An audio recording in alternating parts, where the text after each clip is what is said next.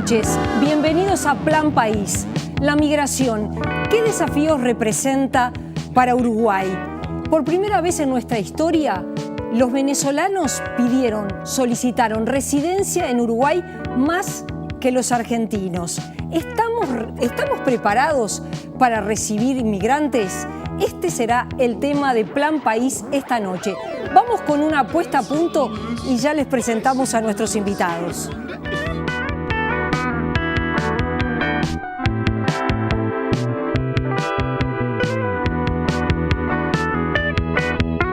Uruguay atraviesa hoy una situación dual.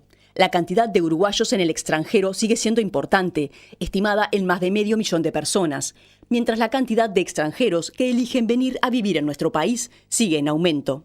En el año 2011 se tramitaban ante el Ministerio de Relaciones Exteriores menos de 3.000 residencias anuales. En el año 2017 se otorgaron 9.206 residencias a ciudadanos del Mercosur, que sumadas a las otorgadas a ciudadanos fuera del Mercosur por la Dirección Nacional de Migraciones, superan las 12.500. Esta cifra cuatriplica los casos que se recibían hace 6 años. Según los datos aportados por el BPS, en Uruguay hay más de 34.000 extranjeros registrados en la Seguridad Social, una cifra cercana al 2.3% del total de cotizantes del banco. 10.800, casi un tercio de ellos, trabaja en el sector comercio y en la producción agropecuaria. El 45% de los inmigrantes tiene formación terciaria, algo que el país necesita, pero en muchos casos tienen que desempeñarse en otras actividades que requieren menor calificación. Una de las dificultades que atraviesan es la validación de sus títulos como profesionales en distintas áreas. Por otra parte, se nota una mayor presencia de niños inmigrantes en el sistema educativo. En el año 2017 se recibieron en las escuelas más de 900 niños de entre 0 y 13 años. En cuanto al origen, las residencias que más han aumentado son las de los venezolanos. Dentro del Mercosur, Brasil y Argentina son los países que más residencias solicitan, mientras entre las personas extra-Mercosur predominan los provenientes de Cuba, República Dominicana y España, aunque se registran ingresos de más de 80 nacionalidades. Las autoridades del Ministerio de Relaciones Exteriores apuestan a la regularización desde el primer momento en que la persona decide residir en el país, ya que contar con la cédula de identidad le pone a la altura de cualquier nacional en el acceso al trabajo, a la salud y a una garantía de alquiler. Uruguay desarrolla una política migratoria abierta. Los habitantes del Mercosur pueden solicitar su residencia a través de la web y en forma gratuita, sin exigencia de demostrar medios de vida ni carnet de salud, únicamente presentando el documento de identidad vigente y el certificado de antecedentes penales.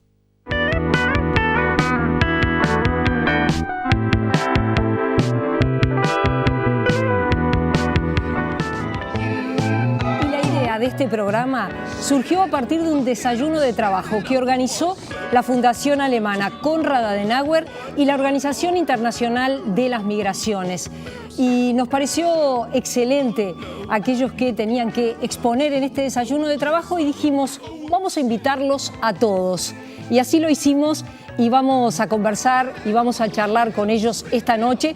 Es un gusto tener a Viviana Martínez de Uruguay 21, bienvenida. Muchas gracias. A Vanessa Sarmiento de la ONG Manos Beneguayas. Ella hace ya 18 años que se vino de Venezuela a Uruguay, es abogada. Buenas noches, bienvenida. Y Juan Uperti, que es director de la Cámara de Zonas Francas. Bienvenido, un gusto recibirlos a los tres esta noche. Y bueno, y esto que nos planteamos, si Viviana, decíamos brevemente, contarle a la gente qué es Uruguay 21 y contarle también cómo Uruguay intenta prepararse para recibir los inmigrantes que ya no siguen de largo, sino que empiezan a solicitar residencia en el Uruguay. Exacto. Mira, desde Uruguay 21, que es la agencia de gobierno que se dedica a la atracción de inversiones y a la promoción de las exportaciones país, promueve Uruguay en el mundo también a través de su marca País Uruguay.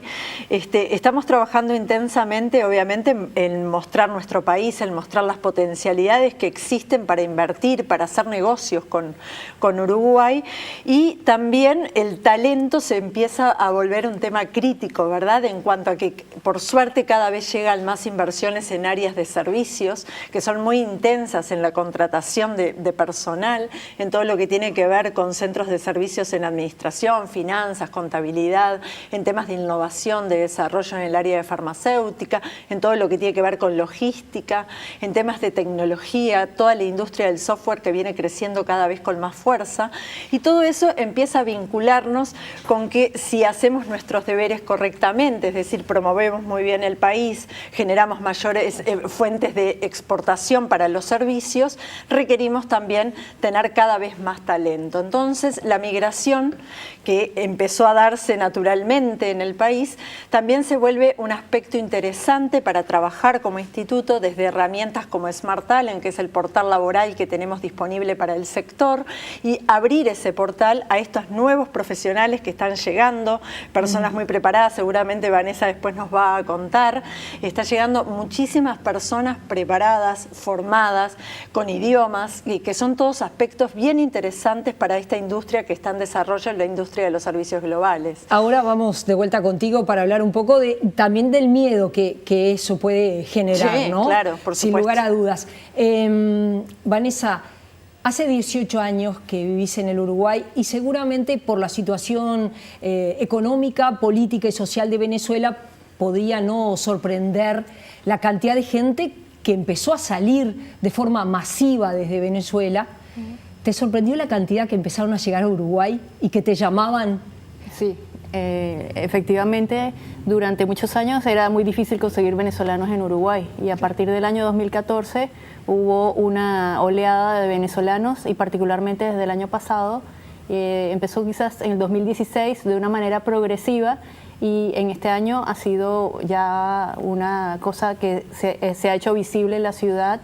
Desde enero de este año hasta abril, por cifras oficiales, ya han llegado más de 2.500 venezolanos a quienes se les ha aprobado la residencia Mercosur y ya pues nosotros que trabajamos en la asistencia de empleo para que puedan insertarse rápidamente en el trabajo, cada día estamos en contacto con personas que acaban de llegar hace 2 días, hace una semana o el mismo día que acuden a nuestra sede.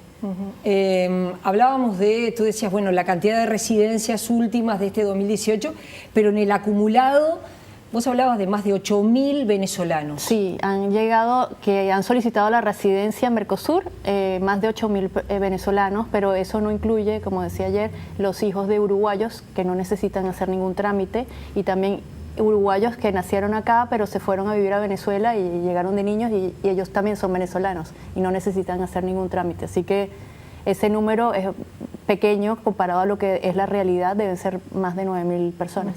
Juan, y en el caso de las zonas francas, tú contabas que bueno, por ley pueden tener un 25% de personal extranjero, pero se aprobó una ley que falta ser reglamentada que va a permitir que el 50% de las personas que trabajen en zonas francas sean extranjeras.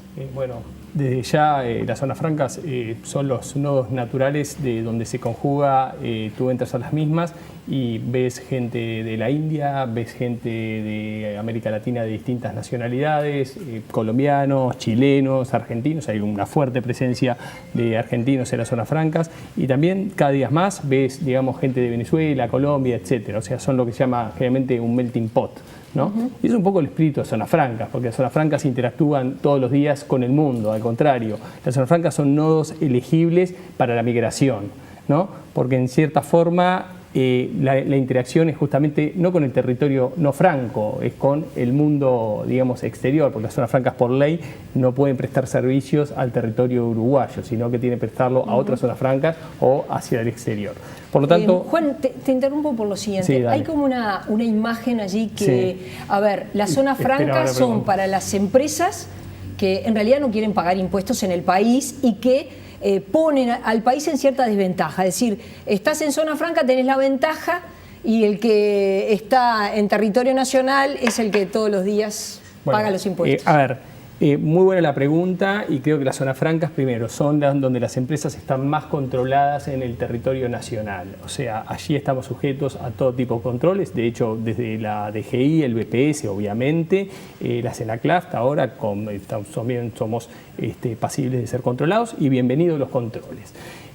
Por otro lado, las zonas francas, la ley de zonas francas del Uruguay, en particular la ley más vieja del mundo, la data de 1923, fue reayornada en 1987 y recientemente reformulada con la 19.566. En todos los gobiernos de cualquiera sea el signo político se han aprobado zonas francas en este país, y las mega inversiones que han arribado a este país, con UPM2 recientemente, y estamos todos.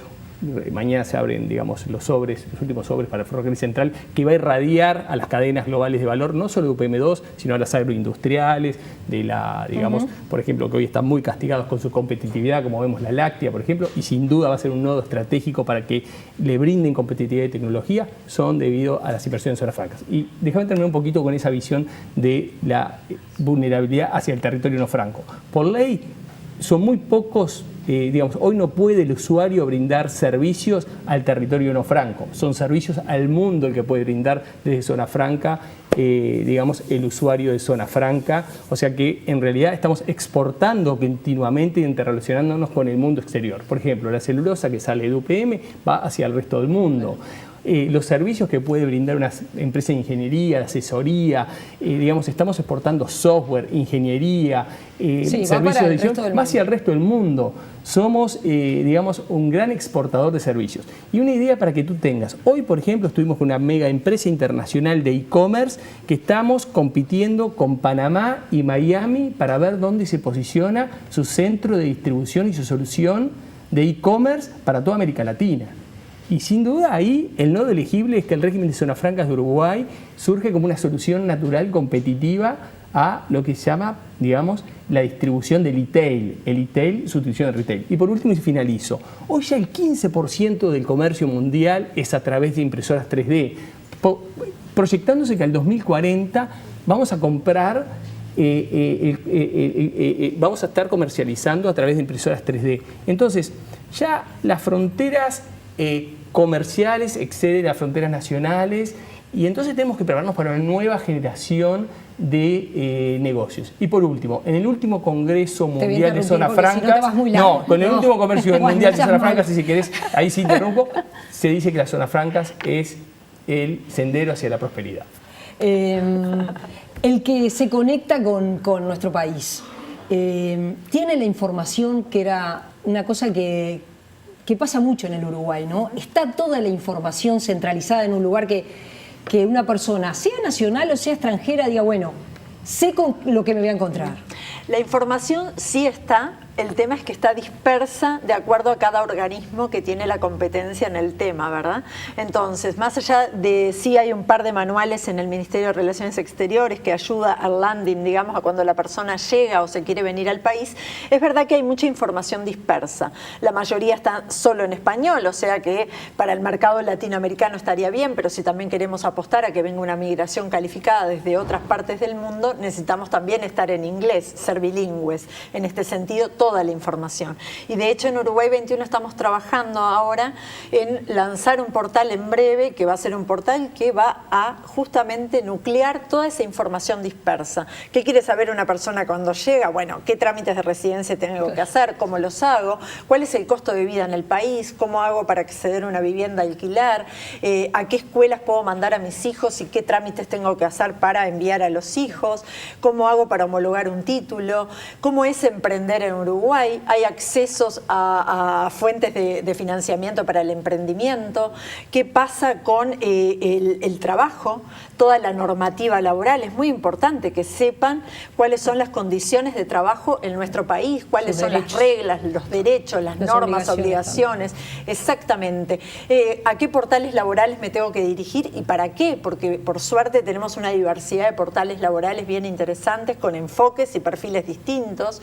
Y todo eso se está elaborando. Y eso, la idea es justamente, ya tenemos una versión beta, no está pública, que vamos a estar trabajando y ahora lo que estamos haciendo es validando con distintas organizaciones para que nos ayuden a que la información esté correcta, que esté todo como debe ser y también fácil, porque hay mucha información y hay veces que abruma la cantidad. Entonces acá estamos poniendo como un poco los titulares de lo para importante. Que la gente entre a lo que necesita. Y después que haga el link a donde corresponde. Cada organismo tiene su competencia y eso no se va a perder, ¿sí? Lo que somos es tratamos de recepcionar toda esa información en un solo lugar, porque esto también retroalimenta con todo lo que estamos haciendo para el trabajo a través del portal laboral. Vanessa, ¿cuál es tu evaluación de cómo le está yendo a ustedes como ONG a la hora de apoyar, de asesorar a los venezolanos que están llegando de manera importante y que, bueno, y que necesitan un lugar para vivir, un trabajo? Bueno, la percepción general de la comunidad venezolana en Uruguay es que es muy bien recibida por el uruguayo, es una recepción muy cálida y tiene algunos problemas como es la instalación, de poder insertarse y conseguir una vivienda, porque hay que venir con algunos ahorros para poder prever el tema de depósito en garantía, para la garantía de alquiler, porque no cuenta con antigüedad laboral.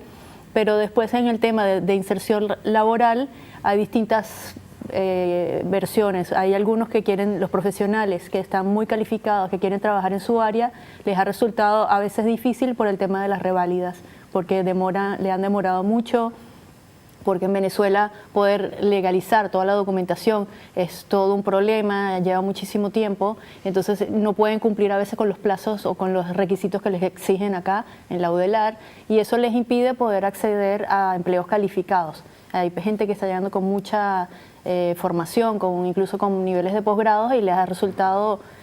tienen unos meses que se quedan como en el limbo y tienen la realidad de empezar a producir e insertarse en otros trabajos temporales mientras logran la revalida de los empleos. Pero hay otros sectores donde sí, a pesar de que son profesionales, no les han exigido las reválidas porque no se requiere. Por ejemplo, en el caso de los microbiólogos, son áreas muy específicas donde sí pueden trabajar como asistentes de los titulares. En el área de enfermerías es un servicio que es muy requerido acá en el Uruguay y han tenido buena aceptación, aunque igualmente les piden reválida, pero a ellos les sale un poco más rápido. En el área de los médicos es muy difícil, les lleva mucho más tiempo poder cumplir con todos los requisitos, y obviamente es un área donde no pueden ingresar sin tener las reválidas correspondientes. Hay otras áreas que como arquitectos y abogados, que les resulta difícil conseguir empleo en sus áreas porque, bueno, en el caso de los abogados hay que hacer las reválidas, es una legislación obviamente totalmente diferente, y en el caso de los arquitectos, pues hasta siendo local, siendo uruguayo, es un área que capaz está saturada y no hay mucha oferta de empleo, y bueno, a ellos también les resulta difícil. Entonces, en el interín buscan reinventarse, buscan hacer otras cosas, buscan ¿Y les ha ido bien?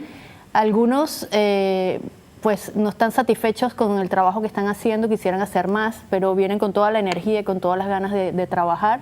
Otros han logrado hacer sus propios emprendimientos y han logrado establecer, sobre todo en el área de gastronomía, en estética y belleza, han abierto sus propios emprendimientos y han logrado crear su propia clientela en el área local. Ahora tienen clientes uruguayos que consumen arepas y van pequeños y los platos típicos, y en el área de estética, pues lo que es peluquería, masajes, hay estudios de cejas, spa de uñas, o sea, es un área bastante amplia. Y bueno, también hay otros emprendimientos a nivel de entretenimiento, como es academias de baile para salsa, merengue. Eso le ha gustado muchísimo. Juan, cumplir el tiempo.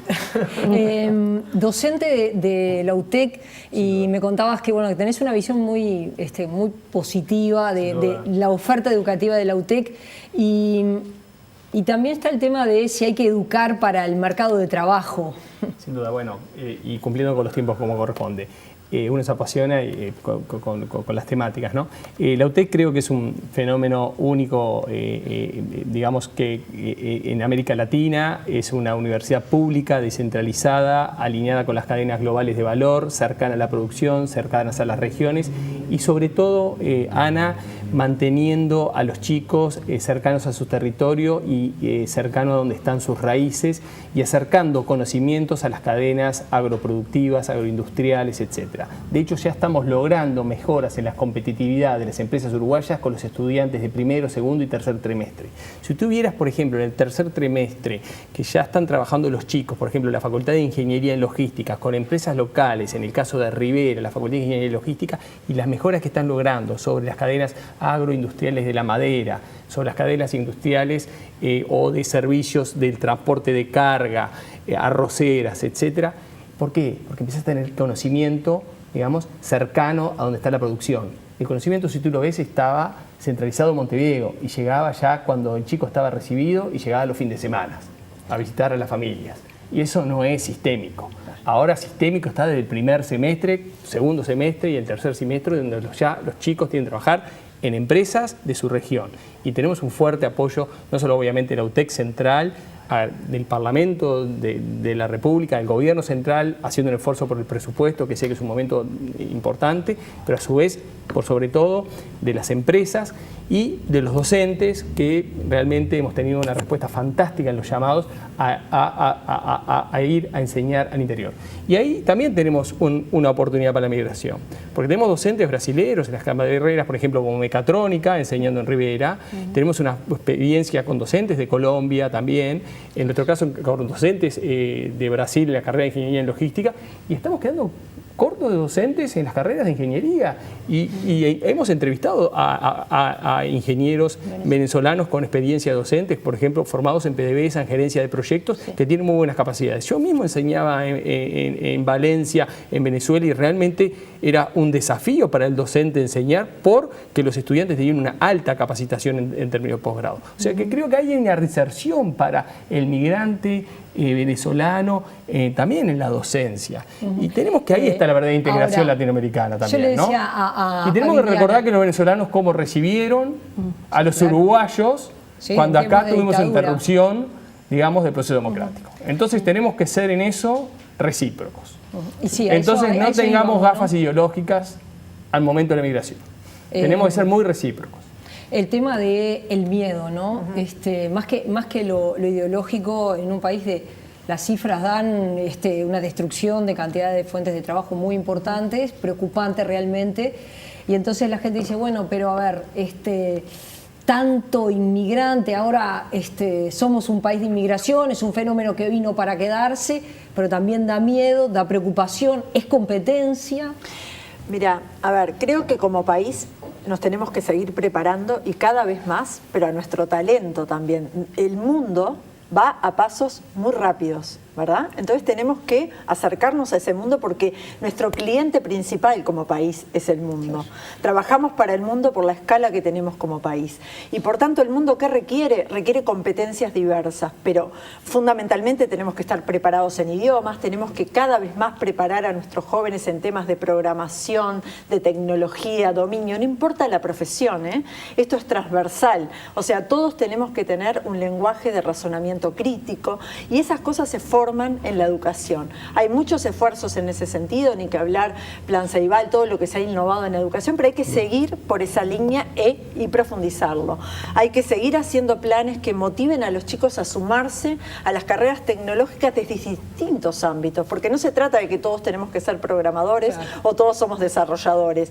Diseño gráfico, diseño de páginas web, comunicadores, marketing online, etcétera. Hay multiplicidad de carreras y formas de reconvertirnos y de todos estar ayornados. Yo soy socióloga y te puedo asegurar que cada día aprendo más del marketing digital, de la publicidad, de cómo leer mis públicos, etcétera, etcétera, y ya no viene solo de lo que aprendí en facultad de opinión pública. Cada vez aprendo más de otras herramientas, del análisis de datos, del business intelligence, cómo la gente se reconvierte, el que estudia contador, administración, en temas que hacen al uso de la tecnología para el manejo de datos. Entonces, nos desafiamos todos como país a pensarnos mejor. Ahora, el migrante viene a quitarme el puesto de trabajo, viene a complementarnos. Una de las cosas que tiene toda la industria de servicios es la multiculturalidad, cómo nos hace mejor en el desarrollo como país. Para las empresas, porque nos obliga a todos a ponernos las pilas, a innovar, a modernizarnos, a estar ayornados con el mundo, pero ni que hablar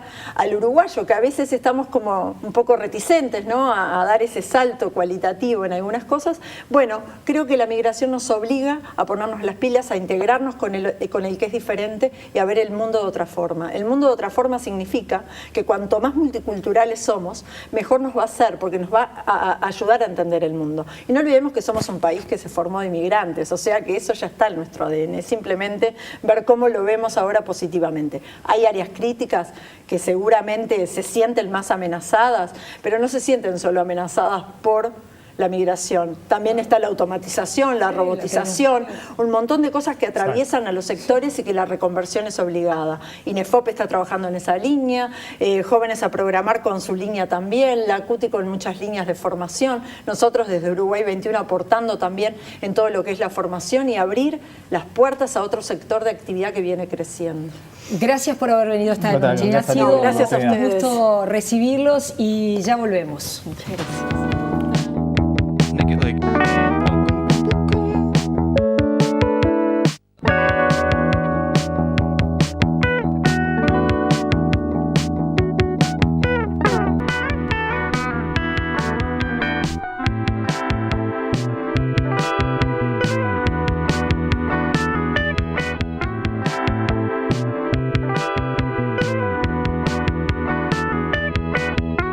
Uruguay avanzó 7 lugares en el ranking y este año ocupa el puesto 44 del índice de competitividad por el talento global. El índice analizó la economía de 119 países y midió cómo atraen, fomentan el crecimiento y retienen el talento. Suiza ocupa el primer puesto del ranking general y a nivel de América Latina, Chile es el líder, especialmente por su fuerte pilar de crecimiento. Aunque su cantidad de migrantes sigue siendo baja, Chile se considera un país cada vez más atractivo para el talento extranjero. Los primeros puestos del ranking están dominados por países europeos, con 8 de ellos entre los 10 primeros, que incluye además a Singapur y Estados Unidos.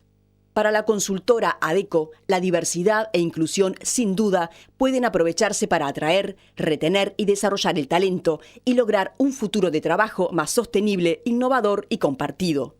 Según el informe publicado, la diversidad debería considerarse como un pilar fundamental de la competitividad en una economía digital mundial en rápido crecimiento. La diversidad de conocimiento, de experiencias y de perspectivas conducen a la innovación. Los equipos de personas diversas superan a los equipos de personas talentosas, pero similares. La inclusión y la diversidad van de la mano, por lo que para aprovechar este potencial, las organizaciones tienen que construir normas y culturas más inclusivas. Finalmente, los sistemas educativos formales tienen una responsabilidad crucial en la construcción de las competencias, por lo que deberían incluir capacitación en ese sentido.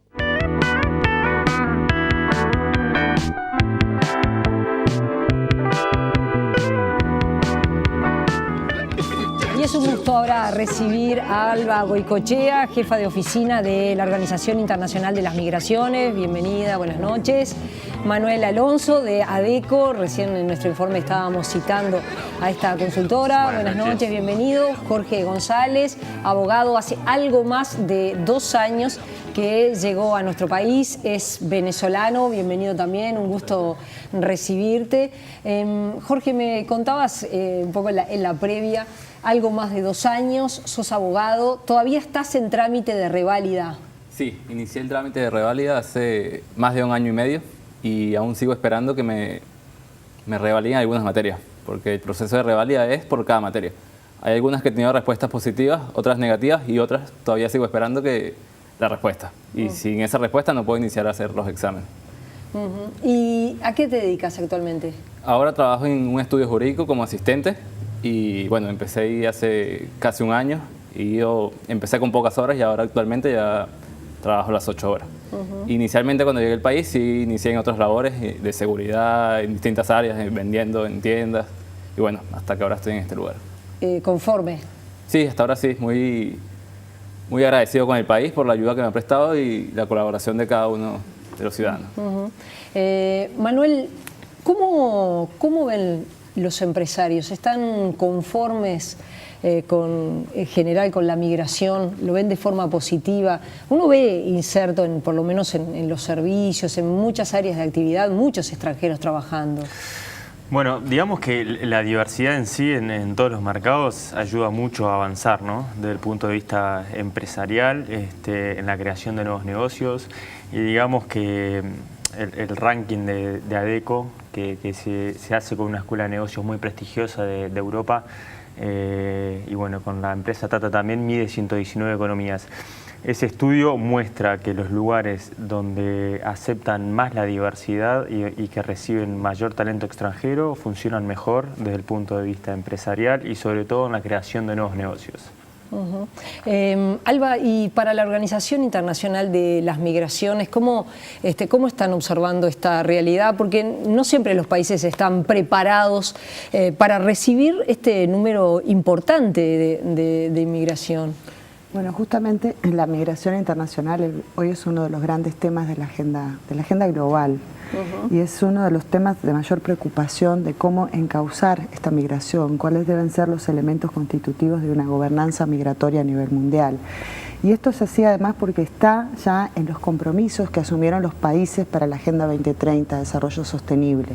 Uno de las metas tiene que ver justamente con la gobernanza migratoria. Esto supone una mirada diferente de la migración, una mirada que integre distintas dimensiones, distintos aspectos que deben ser tomados en cuenta a la hora de medir esta gobernanza. Justamente este evento y estas distintas miradas contribuyen a que los países puedan gestionar esta migración considerando e integrando aspectos fundamentales que tienen que ver, entre otras cosas, con la generación de alianzas.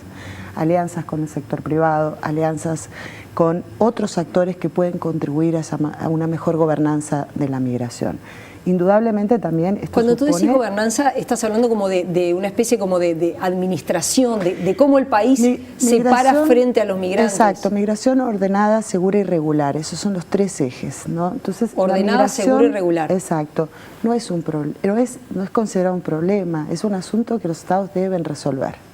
Ese es el eje. Entonces, los aspectos positivos de esta migración, cómo la migración contribuye, cómo se vincula a las estrategias de desarrollo, en un marco de respeto a los derechos humanos de los migrantes, cómo trabajar en esas líneas es hoy uno de los grandes retos.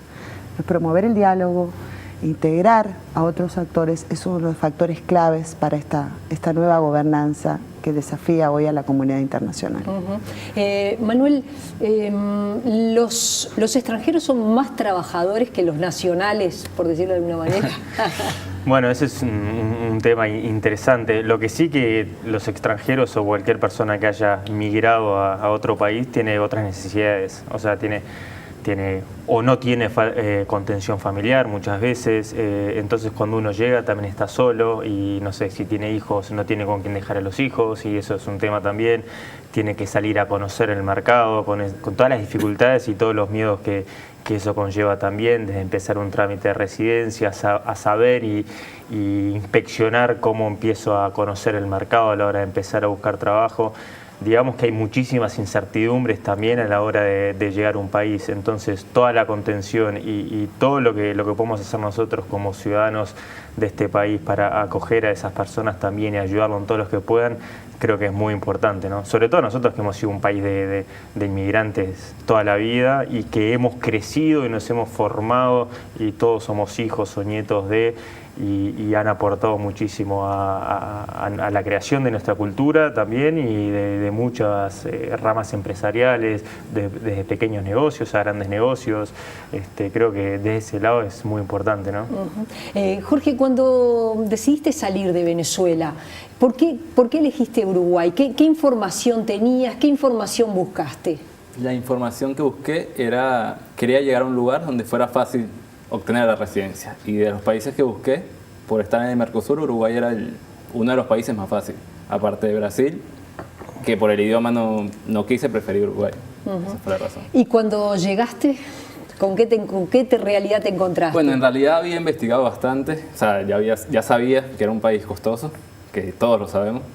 Y bueno, prácticamente me costó al principio entender eso, porque no era la misma realidad allá de lo que uno gasta para hacer mercado que gastas allá que acá.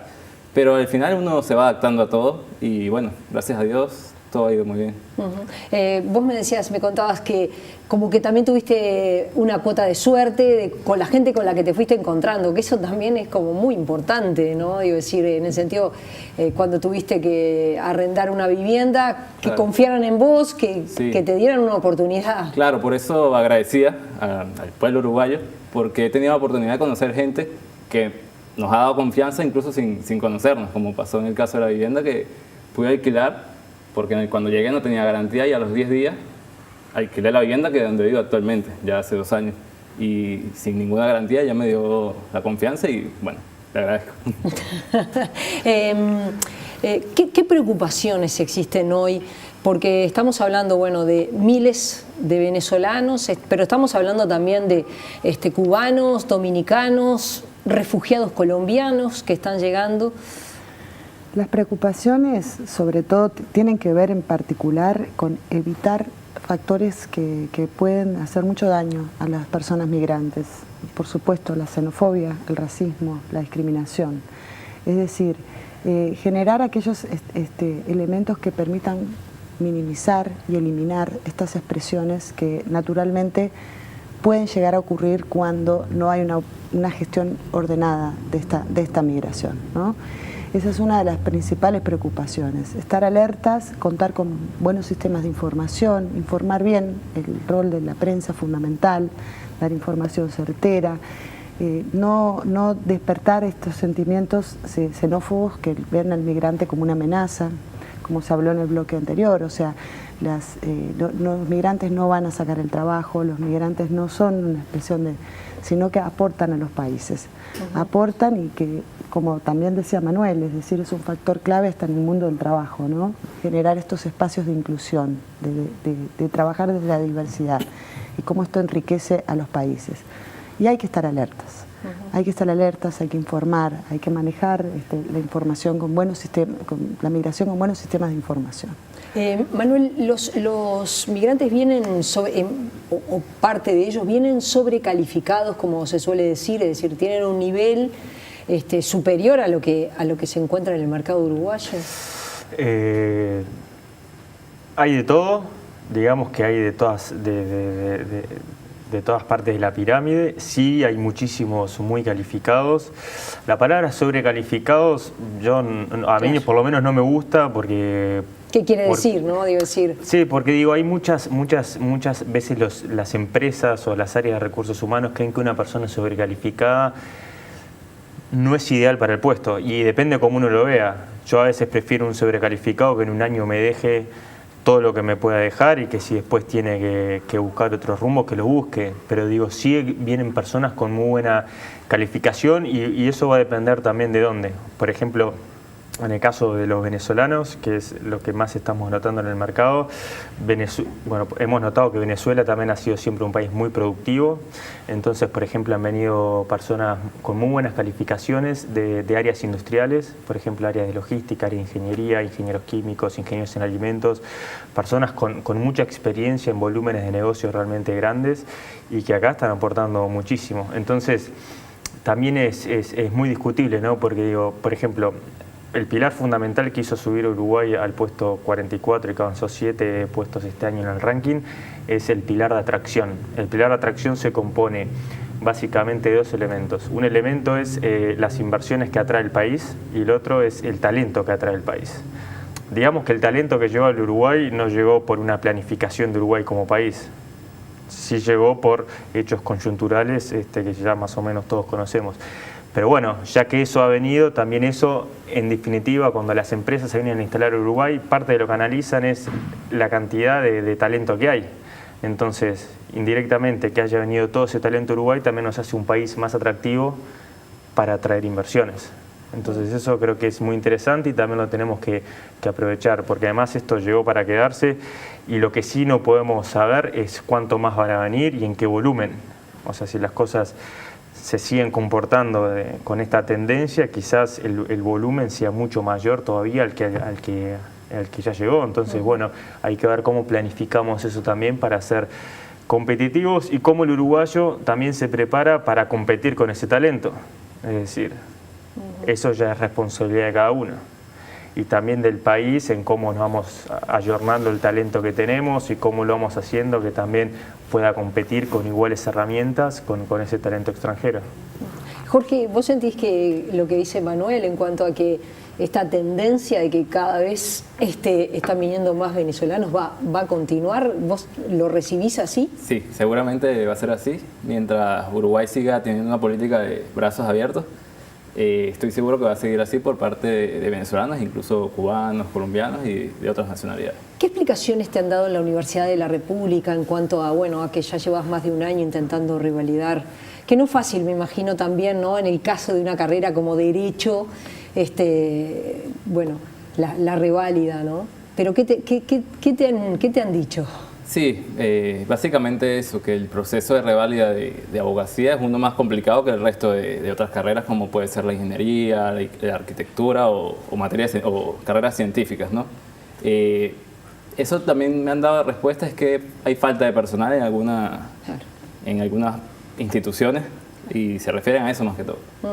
Desde la organización, ¿cómo evalúan ustedes un poco la política que está llevando adelante Uruguay? Porque bueno, está el Departamento 20, hay distintos, está el MIDES para determinadas situaciones.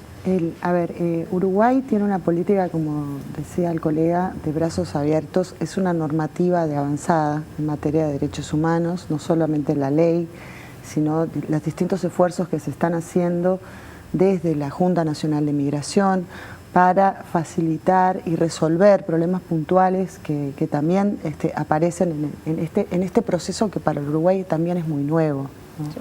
Porque en 3 años ha cambiado bastante la realidad país y bueno, genera un desafío y los desafíos también interpelan y también generan procesos de construcción de políticas migratorias.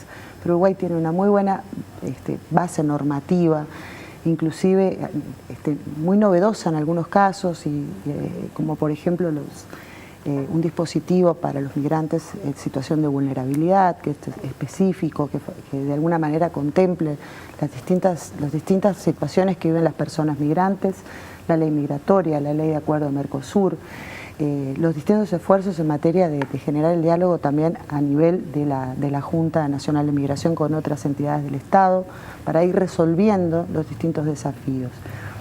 Ahora bien, siempre como es un proceso en construcción, este proceso requiere siempre estar alertas, estar atentos, fortalecer las capacidades para la atención de esta nueva realidad que tiene el Uruguay y que seguramente va a continuar, porque el mundo está en movimiento.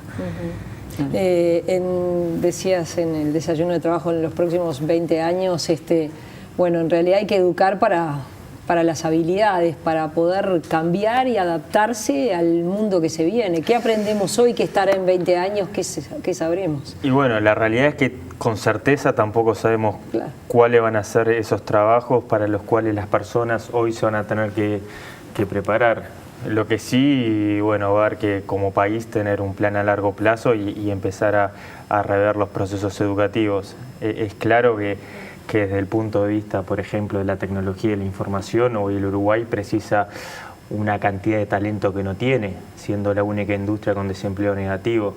Entonces, por ejemplo, ¿qué estamos haciendo para incentivar que más gente estudie TI? De hecho, seguramente estamos perdiendo muchísimas inversiones por no tener ese talento para trabajar en las empresas en Uruguay. Y hay muchos que están trabajando y empresas se están instalando en la Argentina. Por ejemplo, Argentina tiene la Universidad de La Plata, que es una de las mejores de Argentina para formar ese talento, y ya hay muchas empresas que estaban en Uruguay que están complementando con talento en Argentina de manera remota. Eso es un ejemplo como muchos otros que puede haber. Lo que sí es una realidad es que ya hay estadísticas e informes y estudios que dicen que el 80% de los trabajos que existen hoy no van a existir en 20 años. Entonces, esto es un asunto serio que ya creo que se debería empezar a trabajar, porque tampoco es algo que se pueda hacer de un día para el otro. Son 4 gobiernos, por ejemplo, de 5 años para cumplir los próximos 20 años. Entonces, si no empezamos a trabajar, independientemente del partido político, si no empezamos a tener un plan de que gane quien gane, esto se trabaje en serio, vamos a estar en un escenario muy complejo y que nos puede hacer perder la competitividad que hoy tenemos a la hora del talento, de las inversiones, ¿no? Gracias por haber venido, ha sido un gusto recibirlos esta noche. Nosotros hacemos una pausa y cerramos con Gerardo Caetano.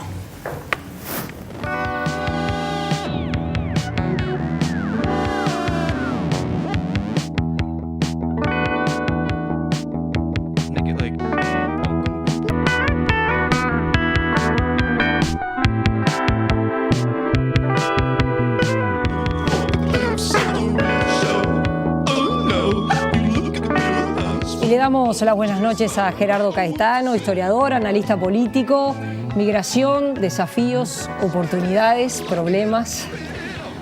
Claro, un tema que al Uruguay le llega por muchos lados. En primer lugar, le llega por su historia.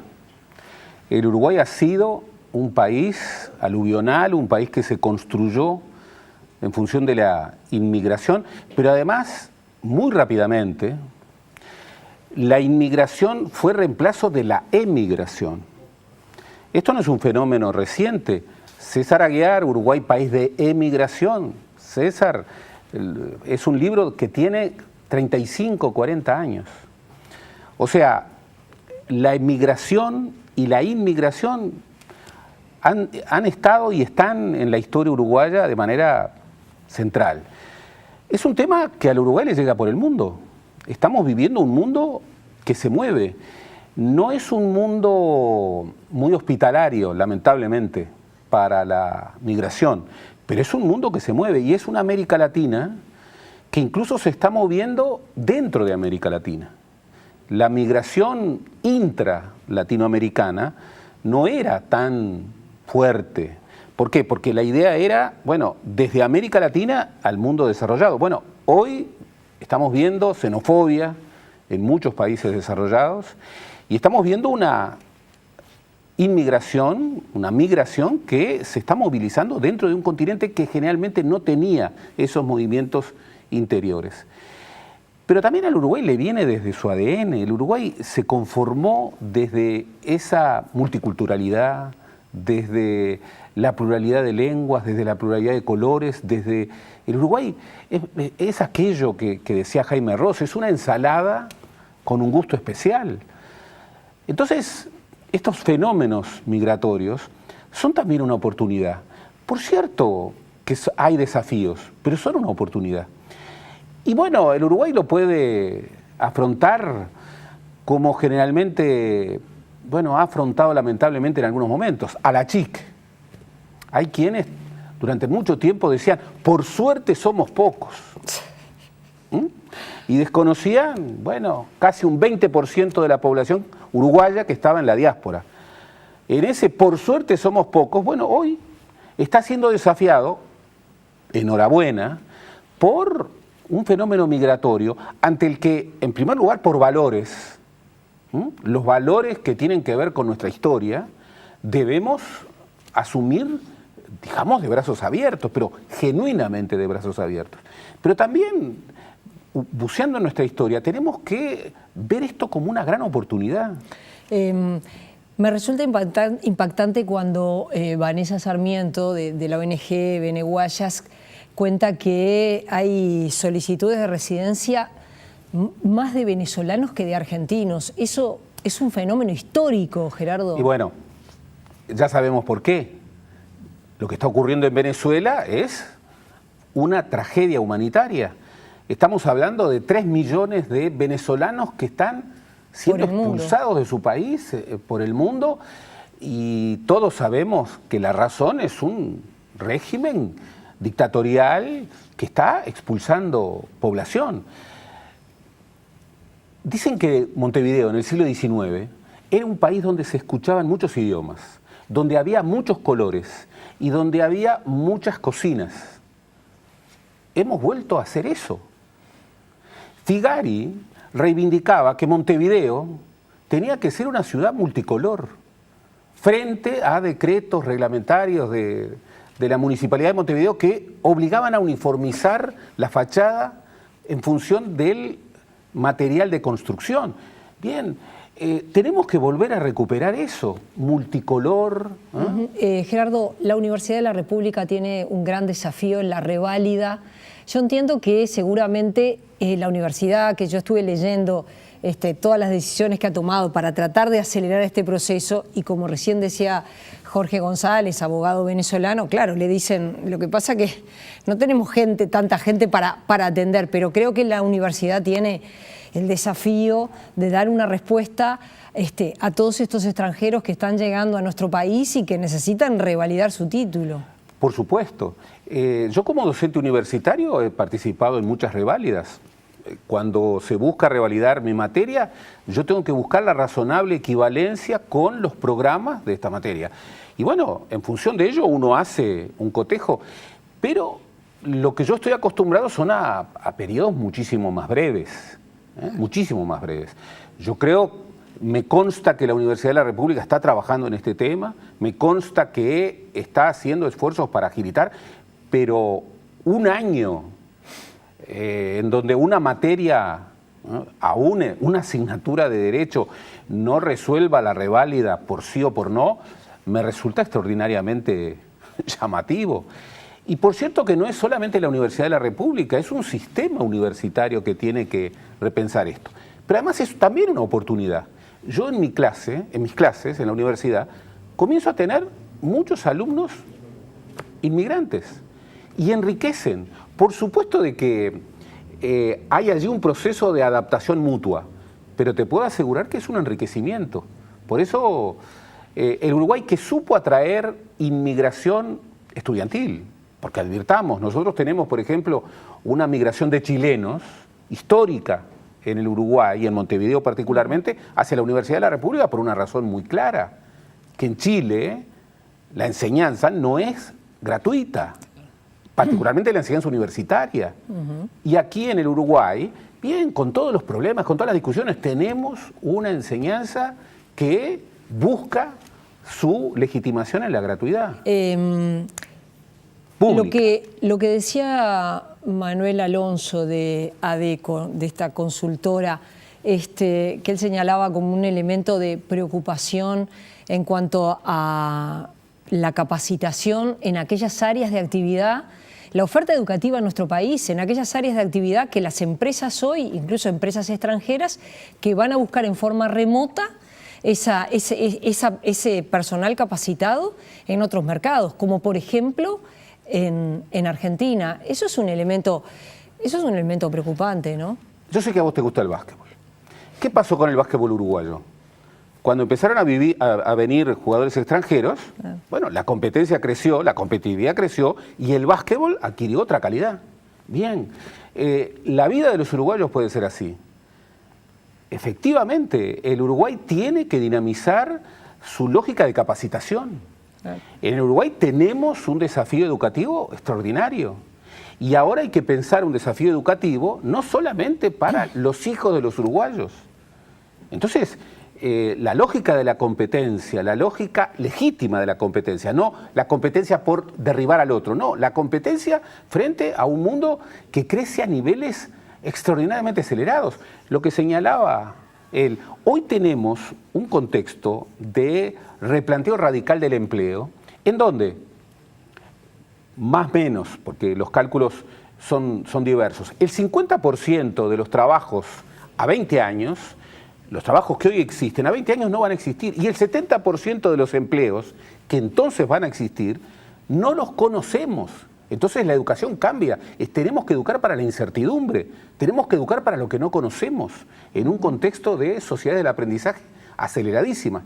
Eso nos tiene que llevar a construir el gran desafío, no solamente para los hijos de los uruguayos. ¿Recuerdas aquello? Un país modelo para nuestros hijos y los hijos de nuestros adversarios. Bueno, para nuestros hijos, los hijos de nuestros adversarios y la nueva migración y para los hijos de los uruguayos que están en el exterior. Bien, tenemos que construir un Uruguay que tenga otra dinámica educativa, que tenga otra dinámica de capacitación.